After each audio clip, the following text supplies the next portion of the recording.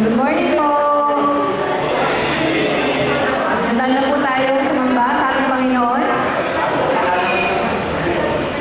Yes? Okay, so nakakatawa na andito na po tayo. Magandang umaga po muli sa ating lahat. Batiin po natin yung mga nasa kabilang ibayo. Kabilang side. Yung kaway-kaway po. Ayan, kaway-kaway. Ayan, magandang umaga po. Yung sabihin natin na masaya ako na makita ka ngayong umaga. Yun, praise God.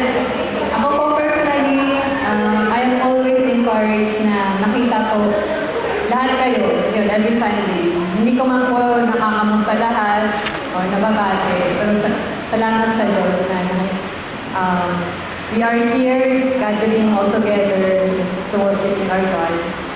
And thank you. Salamat sa Diyos because He is the reason for our gathering, the worship service. And the way ang puso natin ay tunay na handa every time na gusto natin siyang ma-encounter, inhit sa umagang ito. Manalangin po tayo. Almighty God, Father in heaven, napakasarap magpuri sa iyo. Ikaw ang tunay, nakahanga-hanga, at ang salita mo ay mas matamis pa sa pulot-pulot. Tinutupad mo ang lahat ng iyong mga pangako. Pinipuri ka namin, O Yahweh. Patawarin niyo po kami sa aming mga kasalanan, O God. Linisin niyo po ang aming mga puso at isipan.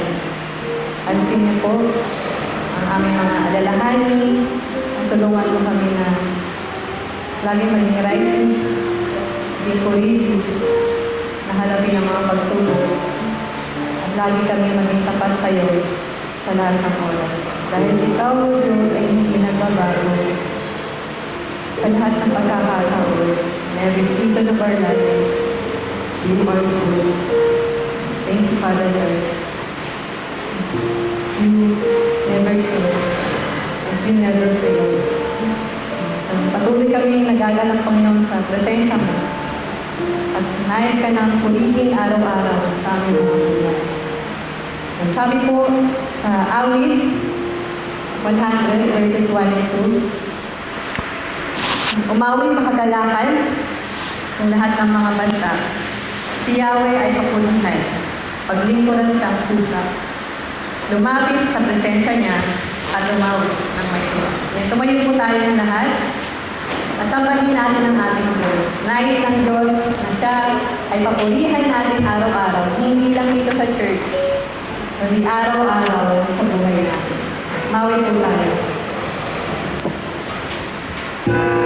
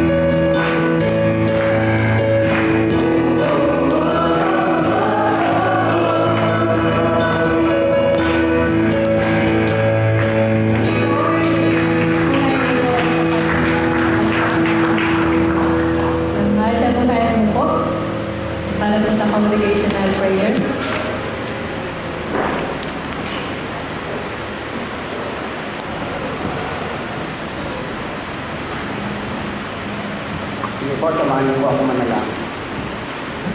Dakilang Diyos, dakilang Ama, maraming salamat po sa umagang ito. Nadakila po namin ang inyong pangalan. Pakabuti mo po sa aming Panginoon dahil kami ay nagising sa araw na ito, Panginoon. Salamat po sa magandang araw. Sa muli namin lakas na pinagkaloob mo sa amin, Panginoon, para kami ay makapanambahan, makapakinig ng salita mo, Panginoon. Maraming salamat. Tunay nga po na dakila ka, Panginoon, dahil ikaw ang bibigay ng lahat po sa amin.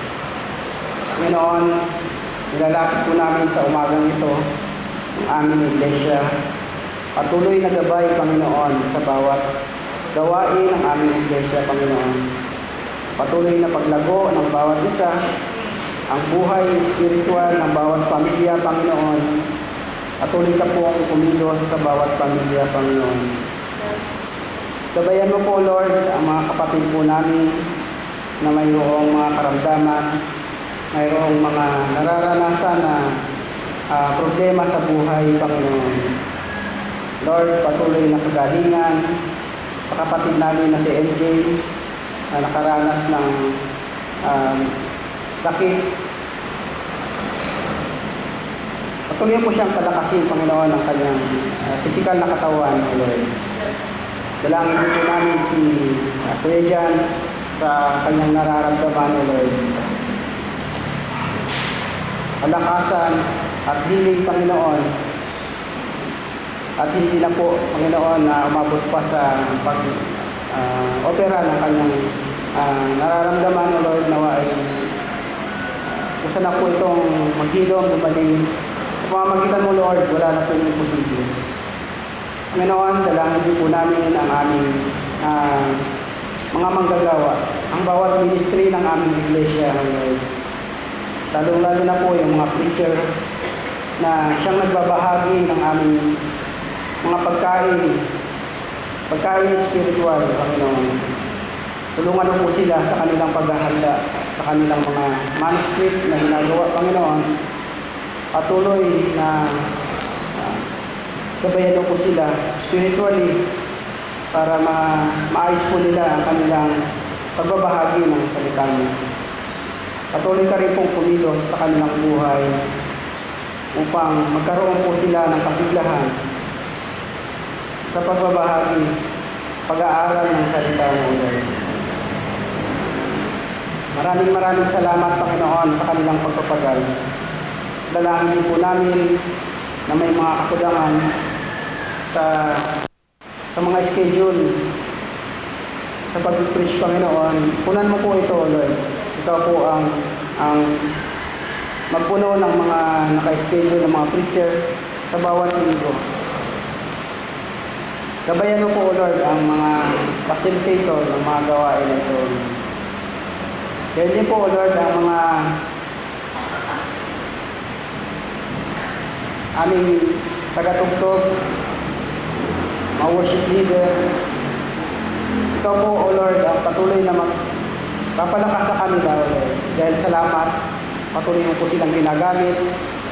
Nawa ay gabayan mo rin po sila na magkaroon po ng kasiglahan sa kanilang paglilingkod. Gabayan mo po ang kanilang buhay at ilayo sa anumang tukso na makakapagpahina po, O Lord. Lalo po yung mga kabataan. Ingatan mo po, O Lord, ang kanilang mga pamumuhay. Gabayan mo rin po ang kanilang mga pag-aaral, mga trabaho. Palakasin mo po sila physically, mentally, at spiritually, Lord. Maraming salamat din sa mga bawat ministry, Panginoon, na patuloy mong ginagamit bilang pagpapalago sa aming iglesia, sa pagpapalaganap ng salita mo. Maraming salamat, O Lord, sa pagpapagal po nila. Ikaw rin po, O Lord, ang mag-iingat sa mga gawain na nakatakda sa buwan po na ito, Panginoon. Kasunod na linggo ay ang diriwang po kami ng Family Day.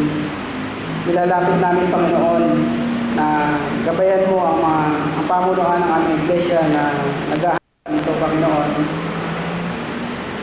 At maging daan po itong pagtitipon na ito upang mas lumalim yung fellowship ng bawat isa, Panginoon. Maraming salamat din dahil ikaw ang nagagabay. Hindi na sa mga manggagawa, Panginoon, kundi sa bawat pamilya na nakararanas ng mga pagsubok sa buhay. Maraming salamat, O Lord, sa pagpulos mo. Nadalangin din namin, Panginoon,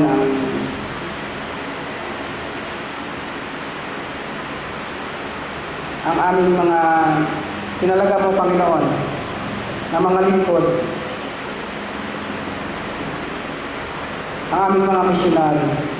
Paingatan mo po sila, Panginoon, at pinapasalamat namin na nagabayan mo po sila. Ang bawat isa, Panginoon, maging sa katatapos lamang, Panginoon, na ministry na ginawa ni Kapatid Nalem sa lugar ng Udjongan, Panginoon. Salamat dahil naging matagumpay po ito, Panginoon. Naging maayos po yung coaching na ginawa sa mga kapatid po doon. Salamat dahil marami pong nakasama. Malamang marami pong naturuan, Panginoon, at maging bagong leader, bagong tagapaghatid ng salita mo, Panginoon, sa lugar ng Udjongan. Lord, salamat dahil pinipilis ka po sa pamamagitan nila. Salamat sa pagmigay po sa Kanya, sa kanilang pag-travel, sa kanilang pag-stay doon, Panginoon, at maging sa Kanyang mga kasama. Maging sa ibang mga missionary, Panginoon, na may mga problema rin na pinagdaraanan, pero patuloy rin po sa paglilingkod. Salamat dahil ginagabayan niyo po sila. Salamat sa paggabay mo, kala Eva Abad, Chris Indoti, at ang iba po namin missionary, Panginoon, maging kila Creaton at Atenona na nag-mission din sa kanilang lugar, Panginoon. Maraming salamat po. Tinataas din po namin, Panginoon, ang aming bansa. Ang mga pinagdaraanan na problema, sa mga kaguluhan, itong mga pagtaas ng mga presyo dahil sa pagtaas po ng langis, Panginoon. Marami pong naapektuhan sa pangyayari na ito, Lord. Lalo na po yung mga mahihirap. Pero patuloy ka pong pumilos, Panginoon.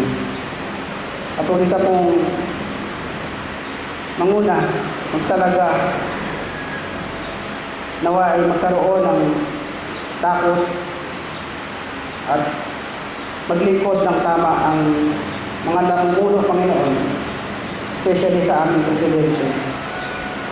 Mula sa mataas hanggang sa mababang opisyal ng aming barangay, Panginoon. Nalalapit na po ang pagtatalaga ng mga opisyal ng aming barangay. Ikaw po, Lord, ang magtalaga ng nararapat at tapat na maglilingkod, Panginoon.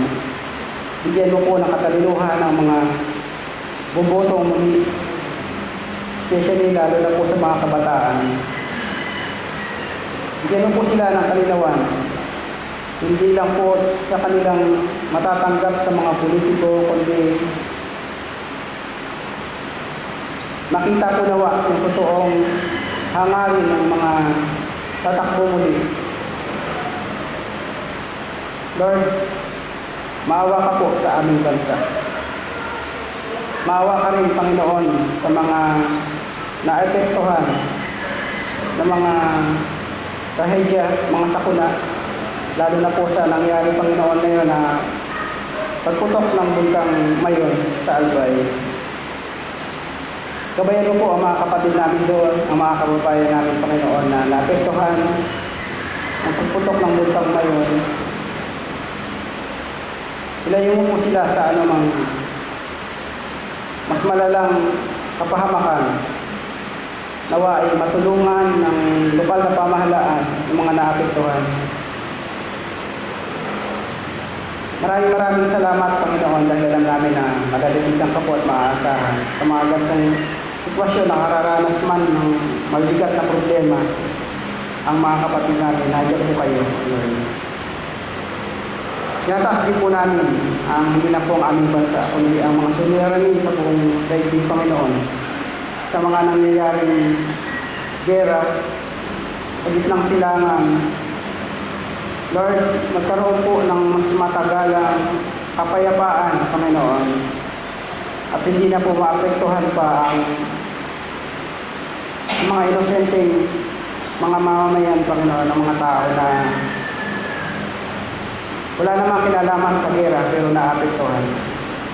Kahit po malayo yung gera, kalat po sa buong mundo, Panginoon, alam po namin na mas marami kararanas ng paghihirap, lalo na po sa pagmahal ng mga bilihin. Sa pagmahal ng langis, marami po ang kararanas ng mga kahirapan, Panginoon. Kaya dalangin namin magkaroon po ng kapayapaan, pangmatagalang kapayapaan ng Lord.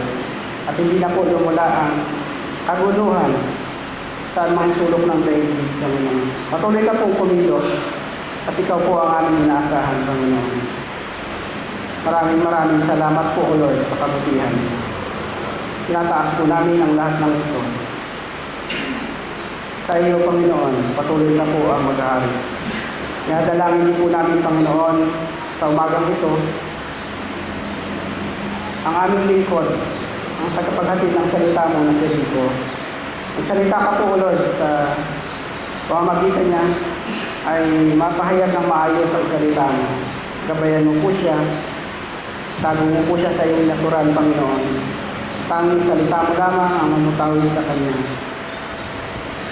At mapamuhay ng bawat isa ang matututunan sa umagang ito, Panginoon. Maraming salamat, O Lord. Tinataas po namin ang lahat ng ito sa matamis na pangalan ni Jesus. Amen.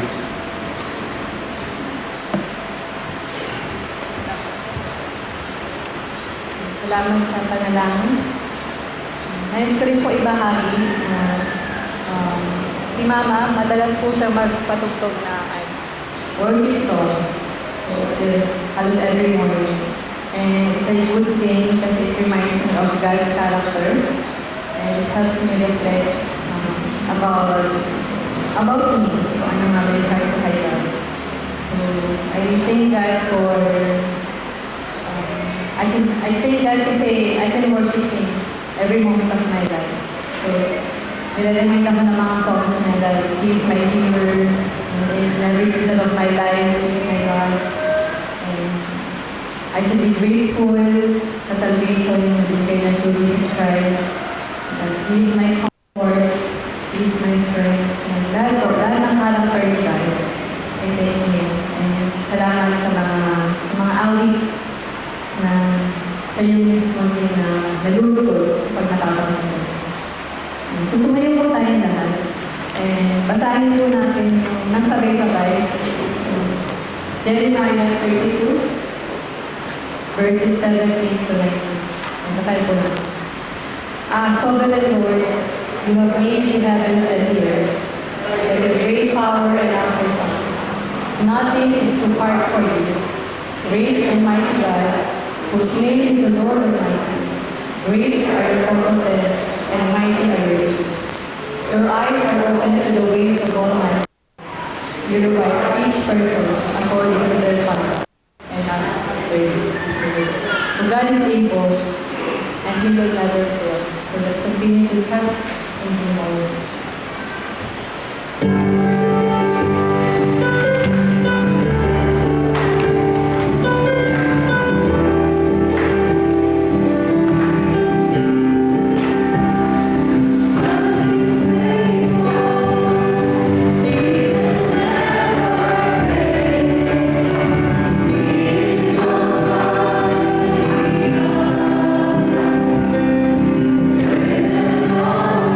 See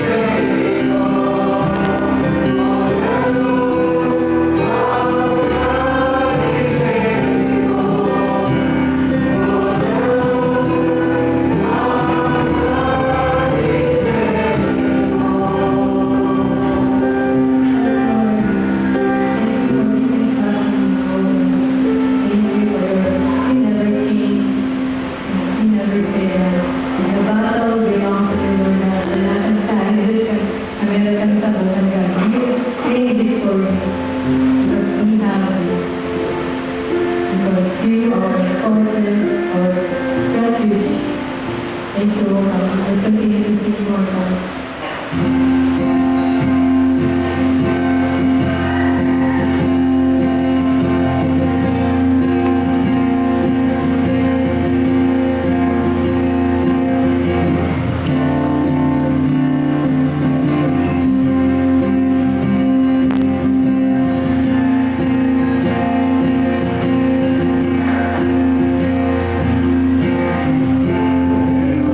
Spirit,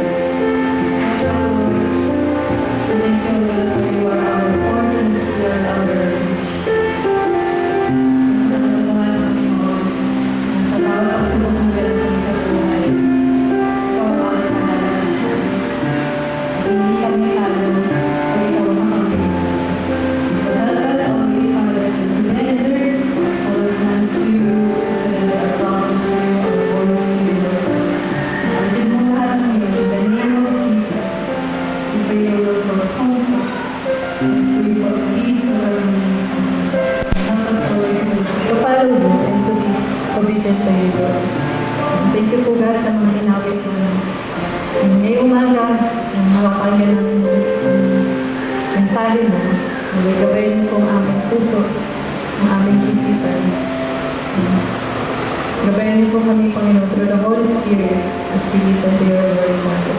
Thank you, God. Tulungan niyo na po si Nico sa pagkahali ng inyong mensahe ngayon. Samahan niyo po siya, God. Thank you, God, with everything in your name. In His mighty name we pray.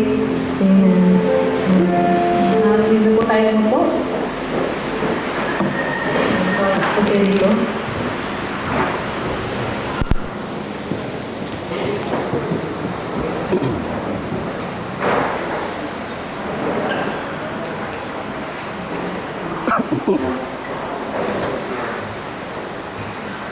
Sige, ayan, magandang umaga po sa ating lahat. Good morning po. Ayan, purihin ng Diyos sa pagkakataon muli na binigay niya sa akin upang magbahagi ng kanyang salita ngayong umaga na ito. Kung maaari po sana ay hihingin ko muna ang atensyon ng bawat isa at buong pusong paikinig dahil may sasabihin po sa atin ang Diyos ngayong umaga na ito. Pero bago po yun, samahan niyo po muna ako sa maikling panalangin. Yumuko po tayong lahat at pumikit. Ama naming Diyos na makapangyarihan sa lahat, Lord, thank you po sa umagang ito, sa pagkakataon na magkakasama kaming purihin ka, Lord God. Pasalamatan ka and isipin lahat ng mga bagay na ginawa mo sa buhay namin. Sa mga awitin na inawit namin, Lord God, nawa po ay hinanda mo ang aming mga puso para sa salitang mapapakinggan namin ngayon. Samahan niyo po kami, linisin niyo po ang aming mga puso, ang aming mga isip, at tulungan niyo po kami na mag-focus lang sa inyo ngayong umaga na ito. And naway malinaw naming maintindihan ang salita mo and maraming kaming mapulot na aral na may apply namin sa buhay namin, Lord God. Tago niyo po ako sa inyong likuran, and naway ikaw lang po ang makita nila ngayong umaga na ito, mapakinggan. At maramdaman namin yung presensya mo, Lord God. Pinupuri ka po namin at pinapasalamatan. Ito po ang aming samot dalangin sa matamis na pangalan ni Jesus. Amen. Sige, sino po dito ang may experience na or gustong ma-experience ang hiking? Sa Ate Jowa, hindi makatingin sa akin si Ate Jowa. Pero ako po at kasama ang ilang mga kapatid dito sa church ay noong nakaraan lang, nagkaroon ng pagkakataon na mag-hiking sa Nagpatong Rock, dyan lang po sa Rizal banda. And first time ko po ito, kaya personally, inaasahan ko po na pang beginner yung trail na dadaanan namin or pupuntahan namin. Pero lahat kami nagulat kasi hindi pala ganun kadali. Bukod po kasi sa lakad paakyat ng bundok, ay sa dulo, may aakyatin din kaming malaking bato. So, yan po yung malaking bato na yan. Kahit pa paano naman po, madali naman yung pag-akyat sa mismong bato na yan dahil may mga hagdan naman po na gawa sa kawayan. Pero yung pagbaba po is napakahirap po. And sobrang natakot po ako nung time na yon. Hindi ko po alam kung meron akong fear of heights, pero medyo nangangatog kasi ako kapag nasa mataas na lugar ako. And legit po yung takot na nararamdaman ko noon. Lalo na nung pababa na kami. Kasi sobrang kipot po ng dadaanan namin. And kakapit lang kami sa bato. Kakapit lang kami sa tali habang tumatawid kami sa gilid ng bato. So yan po yung itsura niya. Yan po yung aakyatin. And binilugan ko po yung parang tali na puti na yan. Sana po nakikita nyo. So yan po yung itsura niya. Doon po kami tatawid pababa. So walang lubid po na mga nakatali sa aming katawan and malalim po yung babagsakan namin. Sure, siguro 95% kung bali lang yung mga buto namin, pero maaari kaming mamatay pag nalaglag kami doon. And sobrang kinakabahan po ako. Pero walang ibang daan at kung gusto kong makauwi ng ligtas ay dapat kong harapin yung takot na nararamdaman ko. Kaya kahit na takot nung time na yon, ay nilakasan ko po yung loob ko. And sa tulong din ng mga kasama ko noon na nagpalakas ng loob ko, ay nagkaroon ako ng courage na hindi lang magtiwala sa lubid na hawakan ko. Kasi kinakabahan ako, sabi ko, kaya ba ako ng lubid na yon? Kundi magtiwala din sa tour guide namin noong time na yon, nagagabay sa amin pababa. So sa awa naman po ni God, ay buhay ako and nandito ako ngayon sa harapan ninyo. And speaking po of lakas ng loob, Ang pag-aaralan natin ngayong umaga ay ang naging buhay ni Queen Esther, the woman who acted in courageous faith. Si Esther na nagpakita ng confident at buhay na pananampalataya sa kapangyarihan, kabutihan at pangako ng Diyos sa kabila ng takot at panganib na kinaharap niya. By the way po, ito po pala ay simula ng series natin ngayong buwan ng May, mga kababaihan, mga character sa Bible, mga babaeng ginamit ng Diyos sa iba't ibang mga paraan para isakatuparan ng kalooban niya. Nasanay tayo na madalas mga lalaki yung character na nakikilala natin sa Bible. Pero ngayon po ay mga kababaihan naman. Kaya inaanyayahan ko po ang bawat isa na huwag po kayong umabsent sa mga susunod na linggo. Dahil konektado po ang lahat ng pag-aaralan natin. Pero sige po, bago tayo tumungo sa mismong verse na pag-aaralan natin, hayaan niyo po muna akong ipakita ang outline ng Book of Esther.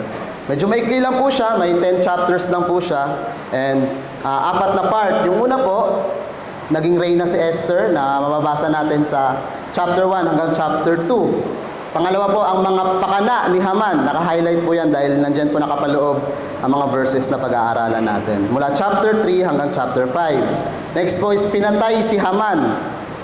Mula sa chapter 6 hanggang chapter 7. And lastly, tinalo ng mga Jews ang mga kaaway nila sa chapter 8 hanggang chapter 10. Dahil po sa narrative o story, itong mga talatang pag-aaralan natin, ay hayaan niyo po muna akong ikwento ang mga unang nangyari bago tayo tumungo sa mismong verses natin. Sinamarize ko na po ito para hindi tayo masyadong magtagal, pero makakatulong ito upang lubusan nating maunawaan ang mga kaganapan sa mga verses natin. Nangyari po ang kwentong ito 100 years after Babylonian exile. Na tinalo naman ng Persian Empire noon, kaya sila ang naging pinakamakapangyarihang imperyo noong time na yon. Kung familiar po kayo sa Book of Ezra and Nehemiah, ay mababasa natin doon ang pagpapahintulot ng hari ng Persia na bumalik ang mga Israelites sa Jerusalem para muling itayo ang temple. Ngunit may ilang mga naiwan at doon na nanirahan. Mga Jews who have married, settled, and made their homes. Kaya ang Book of Esther po ay tungkol sa mga Israelites na naninirahan sa Susa, ang capital city ng Persian Empire. At ang mga main character po ng book na ito ay ang mga Jews na sina Mordecai at ang pinsan niya na si Esther. Kasama dito ang hari ng Persia at ang opisyal niya na si Haman, which is yung kontrabida po natin sa librong ito. Curious fact po sa librong ito, kahit isang beses po ay never nabanggit ang pangalan ng Diyos. Which is nakakapagtaka, bakit ito nasama sa libro or sa Bible? Pero kung babasahin po natin ito at uunawain ng mabuti, paraan po ito ng author o sumulat para imbitahan tayong mga babasa na hanapin ang pagkilos ng Diyos sa mga coincidence at iconic reversal na pangyayari sa librong ito. Sige po, simulan po natin ang kwento. So may pattern na po dyan, mula left, papuntang right po, mula taas hanggang pababa. So yan po yung pagkasunod-sunod ng kwento. Habang kinikwento ko po, pwede nyo po tignan para at least makasunod po kayo. Pero nagsimula po ito nung ang hari ng Persia ay nag-host ng malaking salo-salo na tumagal ng 1 buwan sa Susa upang ipagmalaki ang kanyang kayamanan at kapangyarihan. Sa nasabing salo-salo na ito ay sinuway ng reyna ang request ng hari na magpakita at ipagmalaki ang kagandahan nito sa lahat. Matapos tanggalan ng trono ang dating reyna dahil sa pagsuway nito sa hari, nagkaroon ng malawakang pagtitipon ng mga naggagandahang kababaihan sa buong Persia upang makapili ang hari ng kapalit. At nagkataon na napasama dito si Esther. Dahil sa natatanging kagandahan ni Esther at sa tulong at gabay ng kanyang pinsan na si Mordecai na nag-utos sa kanyang itago ang kanyang pagiging Hudyo, ay nagkataon po na napili siya ng hari para maging bagong reyna ng kaharian. Kasama si Mordecai, habang naninirahan na sila sa palasyo, nagkataon ulit po na nailigtas ni Mordecai ang buhay ng hari matapos niyang matuklasan at maisumbong kay Esther ang masamang balak ng dalawang gwardya sa hari. Isang pangyayaring naitala sa kasaysayan ng kaharian ng Persia. Gayunpaman, nanganib ang buhay ng mga Hudyo nang maluklok sa kapangyarihan ang masamang si Haman. Dahil sa pagtanggi ni Mordecai na lumuhod sa kanya, binalak ni Haman na lipulin o patayin ang lahat ng mga Hudyo sa buong Persia bilang ganti. Gamit ang tiwala at singsing ng hari, naglabas siya ng isang batas na nagtatakda ng araw sa paglipol sa lahat ng mga Diyos na nagkalat sa kaharian.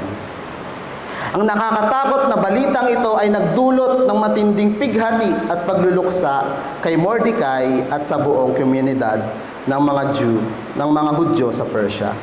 Napansin ito ni Esther, kaya nagpadala siya ng messenger upang tanungin si Mordecai kung anong nangyari. Ngayon dito po papasok ang mga talatang pag-aaralan natin. Tandaan po natin na the Jews are God's chosen people. At ipapakita sa atin ng librong ito na kahit bihag sila ng sumakop sa kanilang bansa, ay kumikilos pa rin ng Diyos sa mga buhay nila. Ngayong umaga po ay pupulot tayo ng mga aral at mga prinsipyo sa kwento na maaari nating i-apply sa mga buhay natin sa kasalukuyan. Mag-umpisa po tayo sa pakiusap ni Mordecai kay Esther na kausapin ng hari upang kontrahin ang batas na ipinatupad ni Haman. So may mga tinap po ako dito na mga ate kuya nagaganap bilang Mordecai at Esther para mailarawan sa atin ng mabuti ang kwento. So pakinggan po natin sila. May ka na ba? Ay hindi, may. Diyan na lang po. So ako po magiging narrator, tapos si Ate Saso ang gaganap na Esther and si Kuya James naman po si Mordecai. So sa verse 10, si Hatak ay pinabalik ni Esther kay Mordecai at ganito ang ipinasabi. Alam ng lahat na walang itinatanggi ang batas ng hari. Sino mang lumapit sa hari, maging lalaki o babae, na hindi ipinapatawad ay papatayin. Maliban kung ipatong sa kanya ang ginto seto. 30 araw na ako hindi ipinapatawad ang hari. Nang matanggap ni Mordecai ang sagot ni Esther, ganito naman ang ipinasabi niya. Huwag mong aakalain dahil nakadala ka sa palasyo ay ikaw lamang ang makakaligtas sa lahat ng mga Hudyo. Kapag Ipinabuhab. walang bahala mo ay ang pangyayari ito, iyak na may magliligtas din sa mga Hudyo. Ngunit malilipol ka ng iyong angkan. Anong malay mo? Baka ka napunta ang ariyan para maging kasangkapan sa ganitong pagkakataon. Dahil dito, pinasabi ni Esther kay Mordecai, Ipunin mo ang lahat ng Hudyo dito sa Susa at ipagpayuno rin mo ko. Huwag kayong kakain o iinom sa loob ng 3 araw at 3 gabi. Mag-aayuno rin kami ng aming mga katulong na babae. Pagkatapos, pupunta ako sa hari kahit ito'y labag sa batas at kung dapat akong mamatay, ako ay mamatay. verse 17, umalis si Mordecai at ginawa ang lahat na tagubilin ni Esther. Maraming salamat po. Meron po tayong 3 punto na tatalakayin ngayong umaga na ito. Una po ay ang Esther's fearful response na makikita natin sa verse 10 to 11.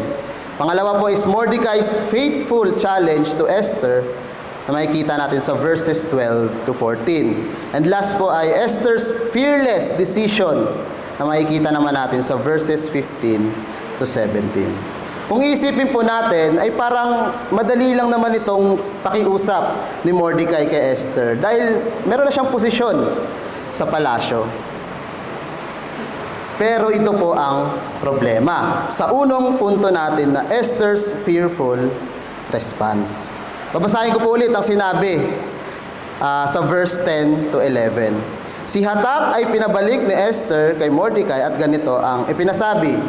By the way po, si Hatak ay na nabanggit dito ay isa pong eunuch ng hari, uniko ng hari na naka-assign para maglingkod kay Esther. Since hindi makapasok noon ng palasyo si Mordecai dahil nakapangdamit pang luksa siya, si Hatak po ang nagsisilbing messenger nila ni Esther sa loob ng palasyo. Ngayon ito po ang naging tugon ni Esther sa pakiusap sa kanya ni Mordecai. Alam na alam ng lahat na walang itinatangi ang batas ng kaharian. Sino mang lumapit sa hari, maging lalaki o babae, nang hindi ipinapatawag ay papatayin malibang kung ipatong sa kanya ang gintong setro. 30 araw na akong hindi ipinapatawag ng hari.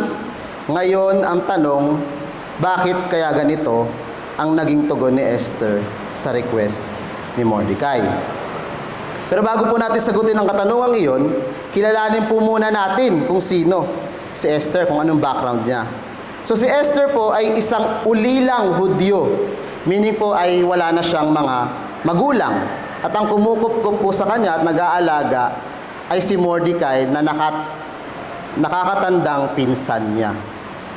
Hindi siya galing sa isang nobel o sikat na family, isang ordinaryong babae. Kasama siya sa dinalang bihag sa Persia na sumakop sa kanila noon. Isang Hudyo na mababa ang tingin ng ibang mga tao. Wala pong anything na special kay Esther. Maganda lang siya. Kaya nagkataon na napili siya ng hari noon na maging bagong reyna. Pero para sa kanya, ang pagiging reyna niya sa palasyo ay isang title lamang, walang halaga at kapangyarihan. Kaya marahil noong ni-request ni Mordecai sa kanya na kumilos siya alang-alang sa kanilang mga Jews na nasa Persia, ang mga nasa isip niya ay, sino? Ako? Bakit ako? Wala akong anumang kapangyarihan o otoridad. Isa lang akong ulilang Hudyo na nagkukunwari sa bawat araw. Walang alam sa batas at walang halaga sa kaharian. Kailanman po ay hindi naisip ni Esther na meron siyang kapangyarihan na magsagawa ng pagbabago o gumawa ng pagbabago sa kaharian. Siya na naghihintay lang na ipatawag at walang free will na makipag-usap sa hari. Nabasa natin sa talata mismo na nung time na ni-request sa kanya ni Mordecai na pakiusapan ng hari, ay 30 days na siyang hindi ipinapatawag ng hari. Meaning, 30 days na rin silang hindi nagkikita. Kaya pakiramdam niya talaga na wala siyang halaga mismo sa hari. Sa mga may asawa po dyan, or jowa, kung kayo po ba si Esther, anong mararamdaman ninyo? Malulungkot po, no? Baka nag-away na or baka naghiwalay na. And parang ang dali lang po ng request na ito ni Mordecai kay Esther. Pero kung iisipin po natin, napaka-imposible nito para kay Esther. Nabasa natin na ayon sa batas ng Persia noon, pagpapakamatay ang gagawin niyang basta na lang na paglapit sa hari. Kaya maiintindihan natin kung saan nanggagaling ang takot na nararamdaman ni Esther sa request na ito ni Mordecai. Naalala ko tuloy yung naging reaction ko noon nung sinabi sa akin ni Kuya Lem na isa ako sa maglilid ng youth sa batasan. Ang naging tanong din sa isip ko ay, bakit ako? Wala akong alam o karanasan sa paglilid. Di hamak na may mas matagal na kaysa sa akin sa ministry. Anong gagawin ko dyan? Paano kung pumalpak ako? Hindi sumagi sa isip ko na mangyayari yung bagay na iyon. Feeling ko nung mga time na yon ay hindi ko talaga makakaya. Kayo po, kamusta kayo? May mga karanasan din po ba kayo sa buhay nyo na nakaramdam kayo ng takot dahil kailangan nyo mag-step up sa isang bagay o gawain? Ano-ano po ang mga naisip nyong dahilan kung bakit sa tingin nyo hindi nyo kayang gawin ang bagay o gawain na iyon?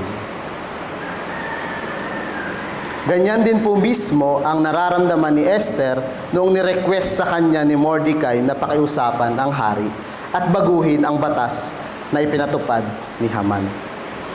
Napaka-imposible ng ipinapagawa sa kanya ni Mordecai. So ano po ang mga sumunod na nangyari? Ano ang naging tugon ni Mordecai sa sinabing ito ni Esther?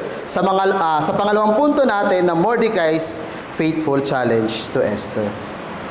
Pero bago po natin basahin ang verse, ay kilalanin po muna natin si Mordecai.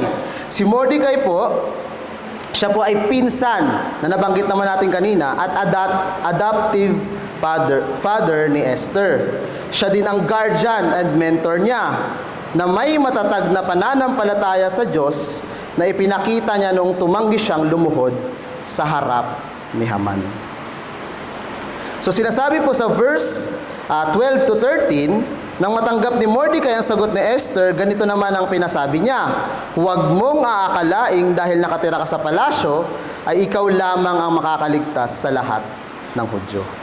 Mapapatid natin dito ang pagiging magulang ni Mordecai kay Esther. Magulang na pinagsasabihan ng kanyang anak. Inaddress niya ang takot na nararamdaman ni Esther. Nais niyang iparating kay Esther na walang saysay ang pagpapahalaga niya sa sarili niyang buhay. Na kahit unahin pa niya ang sarili niyang kapakanan, ay hindi rin tiyak ang kaligtasan niya. Dahil in fact, isa rin po siyang Hudyo at siguradong malalaman ito sa buong kaharian. Kaya kahit kinikilala pa siya bilang reyna, ay sakop rin siya ng batas na ipinatupad ni Haman. Sinabi po ni Mordecai sa verse 14, first part, kapag ipinagwalang bahala mo ang pangyayaring ito, tiyak na may magliligtas din sa mga Hudyo. Ngunit malilipol ka at ang iyong angkan. Dito naman po ay makikita natin ang pananampalataya na meron si Mordecai. Naniniwala siyang kahit hindi tumugon si Esther sa suggestion niya na pakiusapan ng hari at bawiin ang pinatupad na batas ni Haman, ay may magliligtas pa rin sa kanila. Makapangyarihan man ang batas na ipinatupad ni Haman dahil sa pinahintulot ito ng hari, ay naniniwala pa rin si Mordecai na mas makapangyarihan ang Diyos na may kakayahang iligtas sila. Matututunan natin kay Mordecai na ang tiwala niya ay hindi nakabase kay Esther, kundi sa katapatan ng Diyos na sinasamba niya. May tiwala siya na hindi sila hayaan ng Diyos na mapahamak sa kamay ng mga taong may balak na masama sa kanila. Pero nais iparealize ni Mordecai na ang pag-aalinlangan ni Esther ay pagsayang ng pagkakataon na magamit ng Diyos. Kaya sinabi niya po sa second part ng verse 14, "Anong malay mo? Baka nga napunta ka riyan para maging kasangkapan sa ganitong pagkakataon." Ngayon, ito po ang turning point ng kwento ng buong Book of Esther. Kung babalikan natin ang mga naunang kaganapan sa kwento, ay walang mag-aakala na ang isang simpleng babae at banyagang Jew na si Esther ay magiging reyna ng makapangyarihang bansa ng Persia. Naniniwala si Mordecai na hindi tsamba ang nangyari kay Esther at may dahilan kaya siya naging reyna noong mga oras or mga time na iyon. Naisabihin ni Mordecai na tatagan ni Esther ang loob niya at magkaroon ng karunungan upang makita ang dahilan kung bakit siya napunta sa ganong posisyon. At ito ay upang matupad ang planong pagliligtas ng Diyos para sa kanya at sa mga Jews na nasa Persia noon. Hinikayat ni Mordecai si Esther na dapat siyang mag-step up sa makasaysayang pagkakataong ito, na ito ang dahilan kaya siya naging reyna ng kaharian. Nakalooban ito ng Diyos upang iligtas ang kanyang bayang pinili kahit sa lugar ng bansang sumakop sa kanila. Itutuloy ko po yung kwento ko kanina about sa challenge sa akin noon ni Kuya Lem na mag-lead sa youth sa Batasan. Sabi ko po doon ay sobrang natatakot ako natanggapin yung leadership na inaalok niya sa akin. Pero sa tulong po din mismo ni Kuya Lem, nila Kuya MJ at iba pang mga ate kuya sa church na nagsisilbing mga guardian at mentor ko, ay nagkaroon ako ng lakas ng loob na mag-step up para sa gawain iyon. Kahit ngayon na kahit papano ay matagal na akong leader ng youth, ay hindi ko pa rin mapagkakaila na kailangan ko pa rin ng tulong at gabay nila. Lalong-lalo na sa Diyos na naglagay sa akin sa posisyon o sa gawain iyon.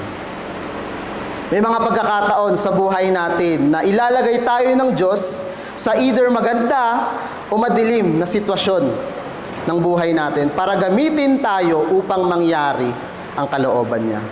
At tiyak po na may mga gagamitin ding tao si God sa mga buhay natin para magbigay sa atin ng encouragement na tumindig at gawin ang ipinapagawa niya sa atin. Kaya tanungin po natin ang ating mga sarili. Para sa inyo po ba, sino-sino ang nagsisilbing mga Mordecai or guardian, mentor sa buhay ninyo? Handa ba tayong tumugon sa mga hamon nila sa atin upang patuloy tayong lumago sa pananampalataya at magamit ng Diyos? Paano tayo tutugon sa mga challenge at encouragement nila sa atin? Itinuturing ba natin itong way ng pakikipag-usap sa atin ng Diyos? O para sa atin pakikialam lang nito nila sa mga buhay natin? Tandaan po natin na God promotes us or puts us in a place for a reason. And we need the courage and wisdom to see that reason and walk in it. Hindi ka napunta sa lugar o posisyon kung nasaan ka man ngayon dahil sa magaling ka, or dahil sa talented ka, or dahil sa capable ka. Ang Diyos ang naglagay sa iyo dyan upang magamit sa dakilang plano niya. At ang kailangan natin gawin ay alamin ang dahilan ng Diyos kung bakit niya tayo nilagay sa ganong posisyon o sitwasyon ng buhay natin. Dahil sigurado po na may ipinapagawa siya sa atin. Ngayon sa pagpapatuloy po ng kwento natin, matututunan natin ang naging matapang na tugon ni Esther sa hamon sa kanya ni Mordecai. Sa pangatlong punto natin na Esther's fearless decision na mababasa natin sa verse 15 to 17. Basahin po natin ang sinasabi sa verse 15 at verse 16, first part.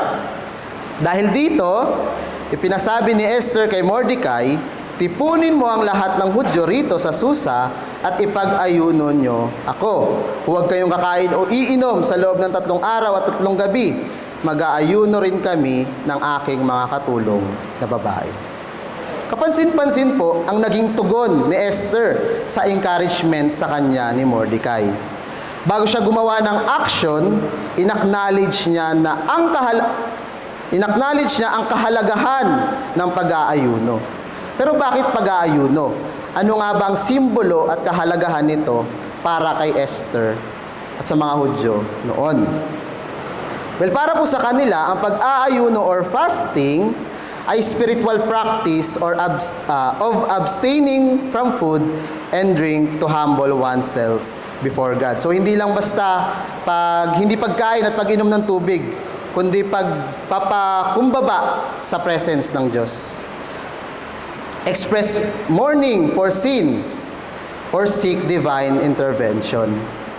Sa time po ni Jesus, ginagawa po ito ng mga disciples to become more sensitive sa Holy Spirit, humbling the flesh and aligning their hearts with God's will. So sa case po ni Esther, ginawa nila ito para magpakumbaba at alamin kung ano ang kalooban ng Diyos.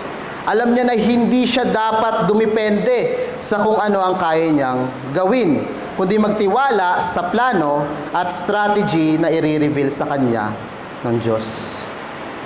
Ngayon ito po ang sinabi ni Esther sa verse na 16, second part. Pagkatapos, pupunta ako sa hari kahit ito'y labag sa batas. At kung dapat akong mamatay, ako nga ay mamamatay. Sa ibang salin ng Biblia po sa English, ang ginamit po na mga salita ay, "And so I will go to the king, which is against the law, and if I perish, I perish." Mapapatid natin sa talatang binasa natin ang matapang na desisyon ni Esther sa kanyang misyon. Kung kanina takot siya dahil pinapahalagahan niya ang kapakanan niya, pero ngayon determinado siyang sumunod sa mungkahi sa kanya ni Mordecai. So ano naman po ang magiging outcome nito?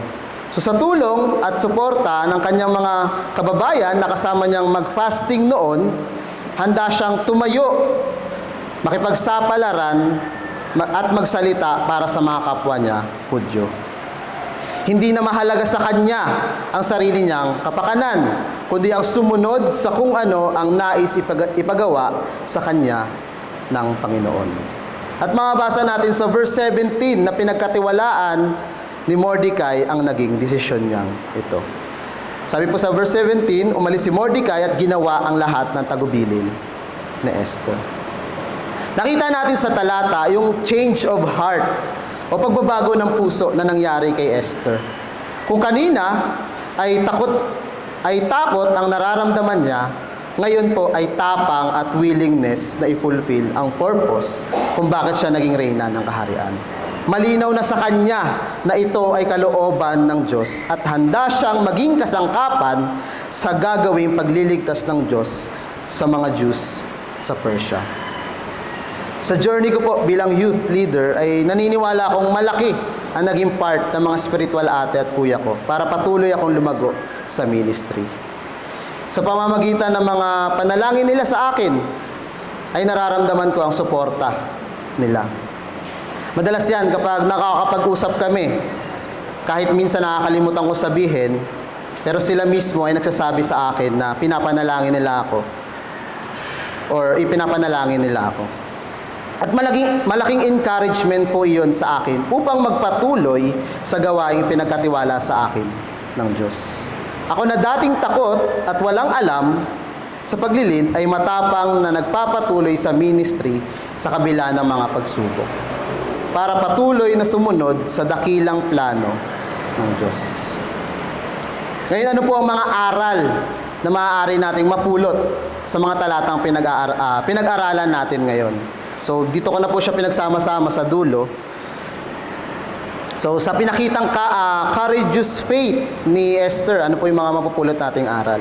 So, ilan lang po ito, and marahil may iba sa atin, or may iba pa kayo, may iba pang sinabi sa inyo ang Diyos ngayong umaga na ito. Pero para sa akin, ito po ang maaari nating i-apply sa mga buhay natin ngayon. So, una po, ginagamit ng Diyos ang mga simpleng tao upang isagawa ang kanyang dakilang plano sa mundo.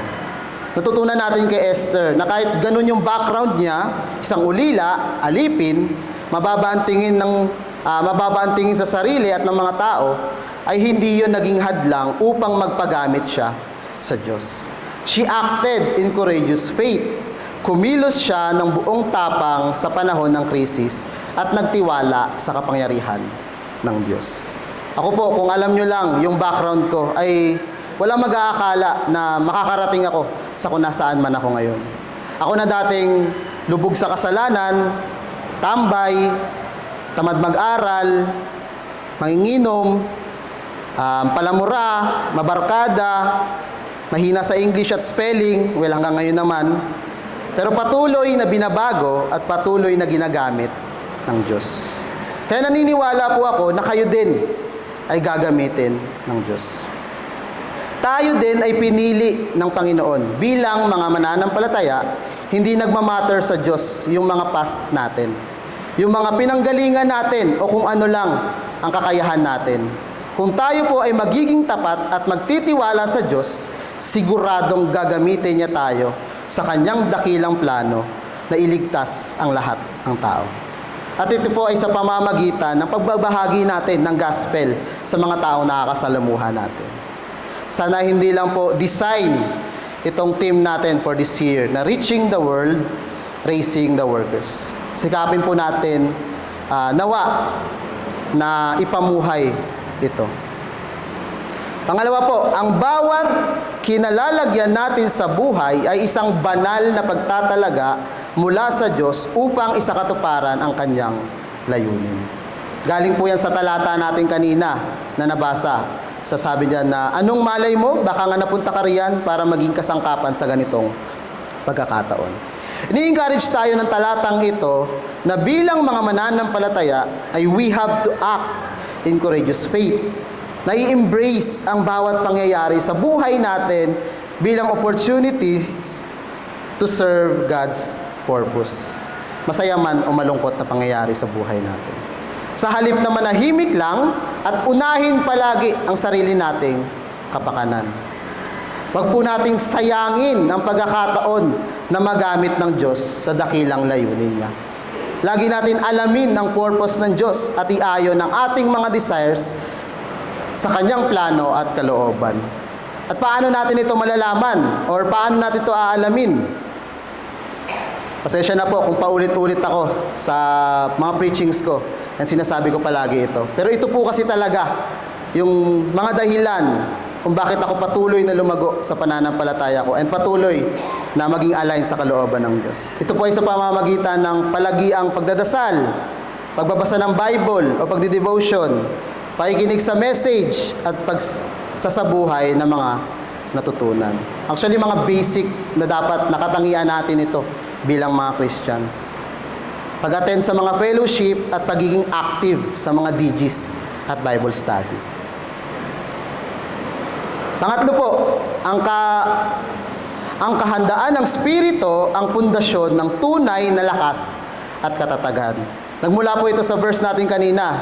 Na sinasabi diyan, tipunin mo ang lahat ng Hudyo rito sa Susa at ipag-ayuno nyo ako, huwag kayong kakain o iinom sa loob ng 3 araw at 3 gabi. Mag-aayuno rin kami ng aking mga katulong na babae. Natutunan natin kay Esther ang pagbibigay diin niya sa kanyang misyon na gagawin. Na ito ay manggagaling sa spiritual na lakas na kaloob ng Diyos at hindi sa sarili niyang lakas o galing. Courageous faith comes from God at magkakaroon tayo nito kung hihingiin natin ito sa Kanya. Special spiritual battles often require special preparation with prayer and fasting. And itinuro din po ito ng Panginoong Hesus sa mga disciples niya noon nung may na-encounter silang kakaibang demonic possession. Ang senaryo po dito ay hindi ito mapalayas ng mga disciples ni Jesus.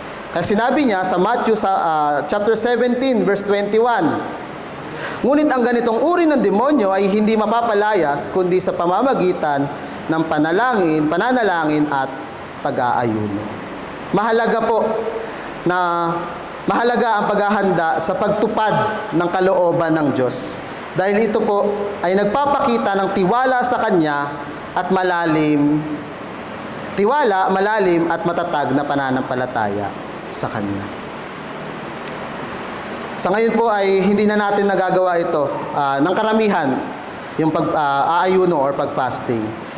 Pero sa akin po, personally, ang pananalangin po ay nagbibigay sa akin ng confident na gawin ang kalooban ng Diyos. Lalo na po ngayon sa napakarami kong commitment at ministry sa church. Mas lalong dapat akong dumepende sa kapangyarihan ng Diyos at hindi sa sarili kong kakayahan na limitado at madalas kapalpakan ang kinahihinatnan. Lastly po, number 4. Ang tunay na katapangan ay hindi ang kawalan ng takot, kundi ang patuloy sa pagkilos sa kabila nito. Galing po yan sa verse na sinasabi, at kung dapat akong mamatay, ako nga ay mamamatay. Natutunan natin kay Esther na courageous faith isn't about being fearless. Hindi sinasabi sa atin ng talata na dapat hindi tayo natatakot. It's about choosing to trust God's promises even when your circumstances looks impossible. Maraming dahilan para matakot tayo na gawin ang kalooban ng Diyos. Pero nawa po ay hindi yun yung maging dahilan para tumanggi tayo at huwag magpagamit sa Kanya. Sinasabi po sa 2 Timothy chapter 1 verse 7, sapagkat ang Espiritong ibinigay sa atin ng Diyos ay hindi espiritu ng kahinaan ng loob, kundi espiritu ng kapangyarihan, pag-ibig, at pagpipigil sa sarili. Ngayon tutuloy po natin ang kwento kung paano nakamit ni Esther, ni Mordecai at ng mga Hudyo ang tagumpay laban sa mga kaaway nila. Sa bahaging ito po ng kwento, naganap ang isang malaking iconic reversal. Sa kabila ng mahirap at mapanganib na misyon ni Esther, buong tapang siyang humarap sa hari, na nagkataon naman po na noon ay good mood, kaya nung nakita siya ay tinapat sa kanya ang gintong setro nito.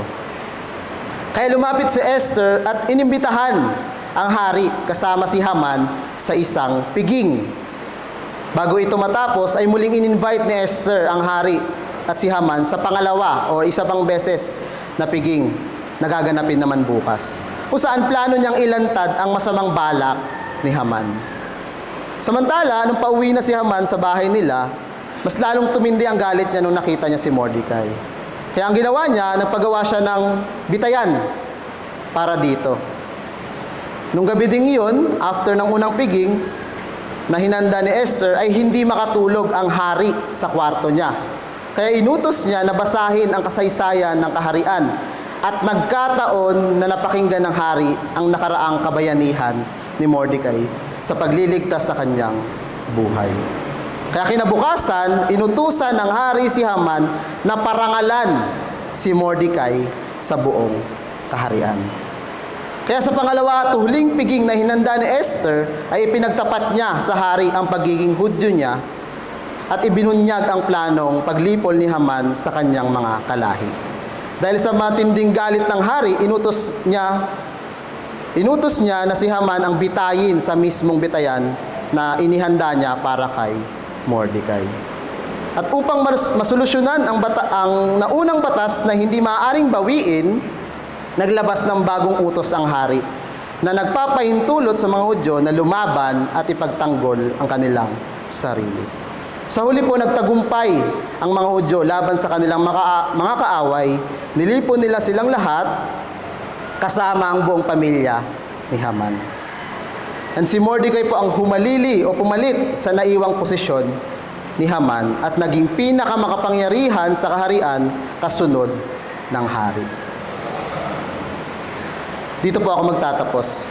Balikan ko lang po yung sinabi ko kanina sa intro na Jews are God's chosen people. Ang mga pangyayari sa librong ito ay nagpapakita ng kalinga ng Diyos. Ang kanyang hindi nakikitang kamay na nagsasaayos ng mga sitwasyon para sa kaibabuti ng kanyang bayang pinili. Kahit sa mga pagkakataon na parang tahimik o nakatago ang Diyos, never man siyang nabanggit sa story ni Esther, pero ang totoo po, He is actively working sa mga buhay nila. Ipinakita sa atin ng librong ito na kahit dinalang biyag sila ng sumakop sa kanilang bansa, ay ang Diyos pa rin ang in control at handaan niya silang iligtas sa mga kaaway nila. At kung titignan natin sa mga naunang book sa Bible, ay katuparan po ito ng pangako ng Diyos sa mga Hudyo noon paman. Excuse me. Sa Genesis chapter 12 verse 1 to 2 po, ang pangako ng Diyos kay Abraham.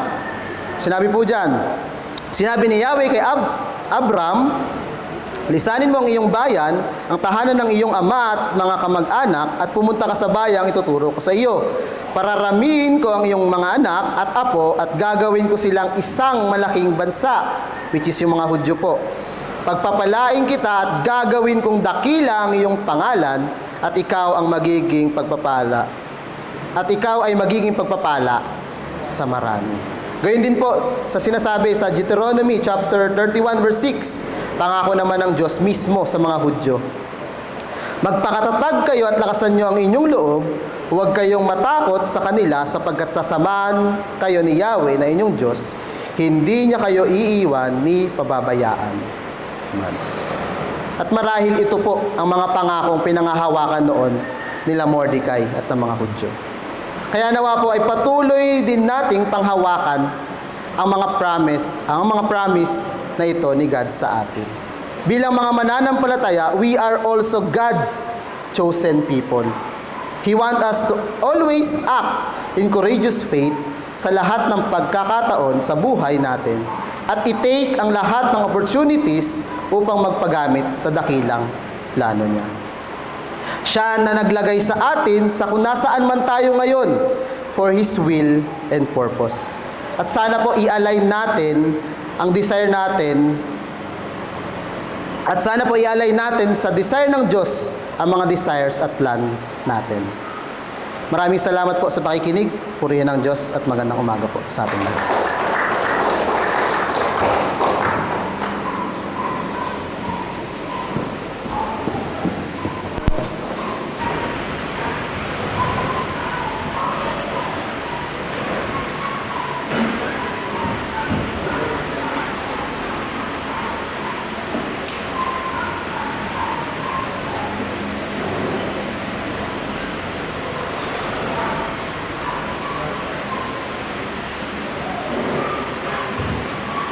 Magandang umaga po sa inyo. Maraming salamat sa natutunan natin yung mga pangyayaring ko tungkol sa aklat ni Esther. Ang babae ay nakapang sa kanyang pananampalataya, ginamit ang simpleng tao upang isagawa ang dakilang plano niya. Magamit tayo at makita sa kapal ng Diyos at kahandaan ng Espiritu ay ating pundasyon basta magtiwala na po tayo sa ating Panginoon. Ngayon ako na tayo manalangin mo tayo. Panginoon Jesus, nagpupuri kami sa inyo, sa inyong muling pagpatuloy dahil sa inyong kamatayan at pagpatuloy. Tinatapos ng mga kapangyarihan ng kamatayan at kasalanan.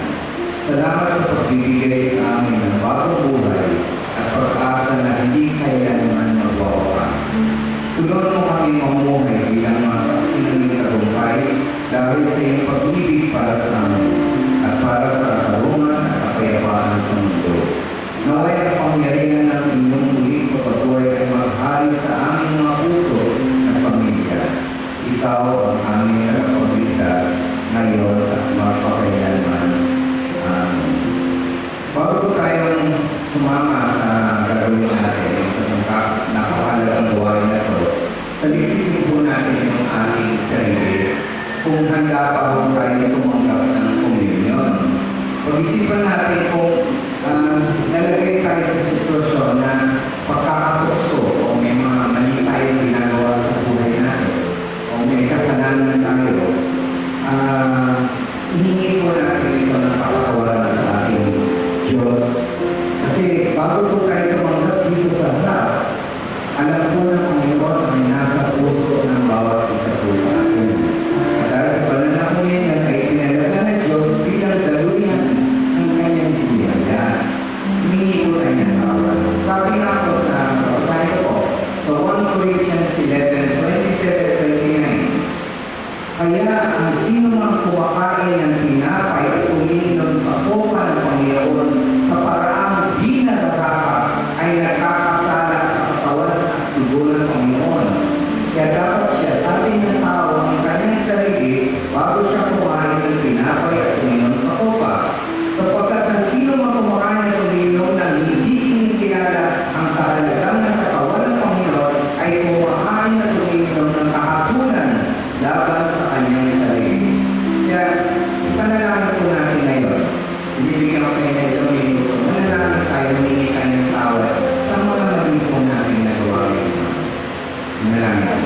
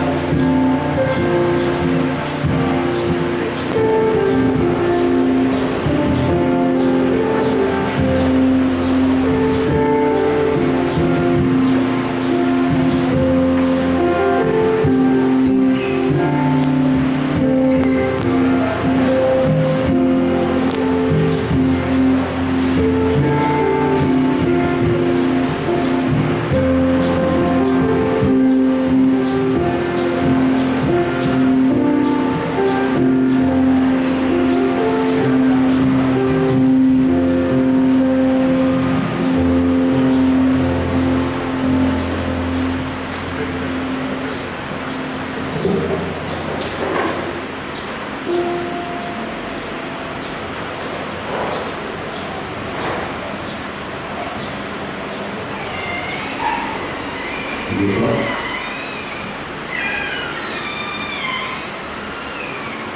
Magandang una. Habang sila'y kumakain, lumapot si Jesus ng tinapay at matapos magpasalamat sa Diyos, ay pinagahati-hati niya yun.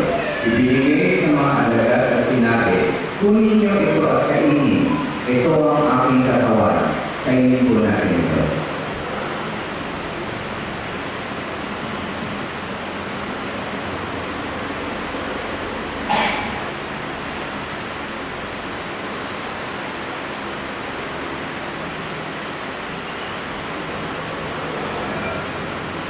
Matapos magtabunan, dumangkot po ang Panginoon Jesucristo ng kopa at sinabi, ang kopang ito ang bagong tipan ng Diyos na pinagtibay ng aking dugo. Tuwing iinumin niyo ito, gawin niyo ito bilang pag-aalala sa akin. Ito ang aking dugong pinubuot para sa kapatawaran ng kasalanan ng marami. Alalahanin po natin ito bilang simbolo ng bagong tipan na meron tayo sa pamamagitan ni Kristo. Inumin po natin.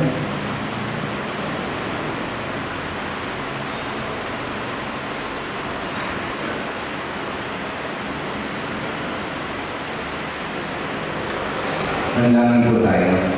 Panginoon, maraming salamat sa inyong pagbibigay ng inyong anak para itubos ang aming kasalanan. Maraming salamat, Panginoon, sa inyong pagbibigay ng buhay para sa amin. Salamat, Panginoon, na ikaw ay nabuhay na muli. Kaya kami rin ay maaaring mabuhay muli sa nakasama ka. Salamat sa biyaya sa amin at sa lahat ng pagmamahal ninyo. Lahat po ito, Lord, tinataas namin sa malit pangalan ni Jesus. Amen.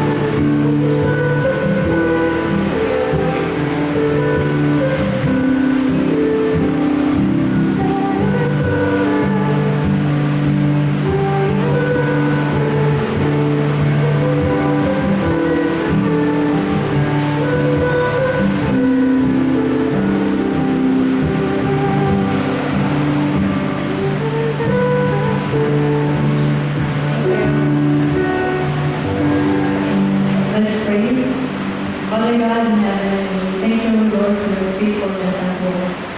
And this morning, we bring back all your blessings because this is yours. So help us, God, to be faithful and to be trustworthy steward all your creations, all your belongings, Father. Basbasan mo kami, buburo kami sa aming trabaho, sa aming mga ginagawa. Kung patuloy kami maging tapat sa pagbalik ng kaloob. Thank you, Lord God. This man we pray. Amen. Then po, and for the next po, tawagin ko po si Deacon Laila. Siya po ay magre-report ng financial statement natin for the month of March.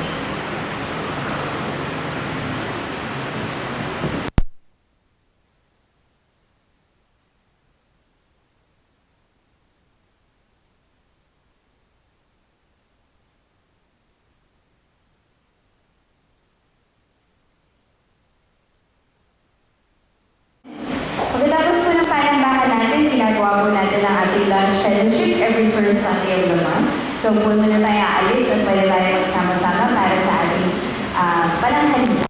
Wala po tayo nadalang pagkain, wala pong problema. Meron din po na-provide ang church na lunch para po sa atin. Pagkatapos po ng lunch, para po sa praise and worship ministry team, meron po tayong fellowship na gagalawin. At hindi po ito meeting, huwag po kayo mag-alala. Hindi rin po ito matagal. Magsasama-sama lang po tayo para po mas makilala pa ang bawat isa. Sa pag-asa naman po, this Sunday din mismo ay meron silang SPM. Tawag po nila ngayon ay art break. So I think meron silang arts and crafts pakulo this afternoon. Today po yan, day 3. At para po sa mga youth na gusto po gumalo dito, kausapin lang po natin si Kuya Rico dahil pwede po tayong sumama sa gawain na ito. Next week po, May 10 ay Mother's Day. Sincelebrate po natin ang Mother's Day at ang ating worship leader po ay si Papa at ang teacher po ay si Kuya Len Castro. So John 4:39-45, patuloy po ang ating series of women characters in the Bible. The Samaritan woman, first harvest worker to the Gentiles. At sa darating po na May 17 naman po ay magkakaroon tayo ng ating annual family day na gagawin natin po sa Palmera Halls.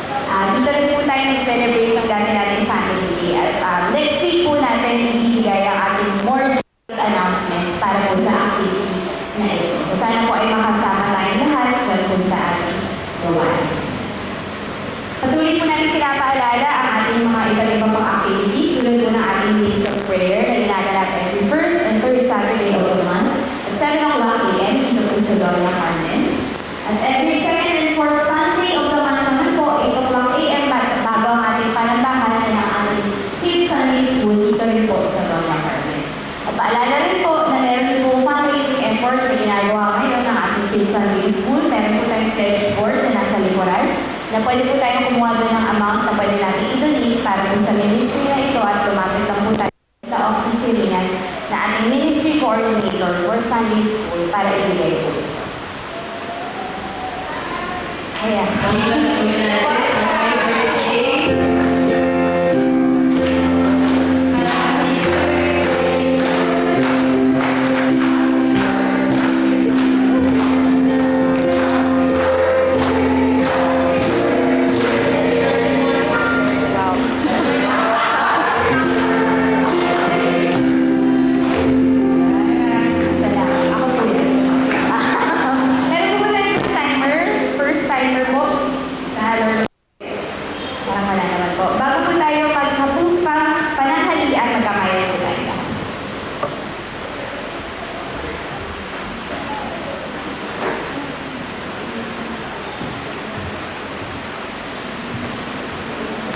Tumayo po tayo at natin ang Panginoon.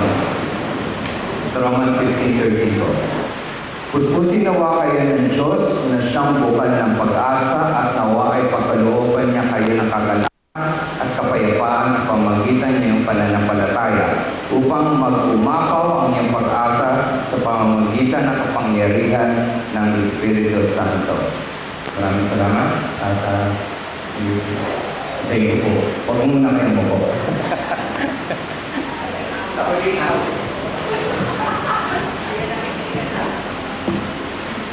So gaya po ni Esther at ni Mordecai, sila ay nagtiwala sa Diyos at sila ay sumunod they step out of their faith. And ganoon din po sa atin, sa paghayo natin sa buong linggo, tayo ay patuloy na magtiwala sa Diyos dahil ang lahat sa Kanya ay sapat na at higit. Mawid po tayo.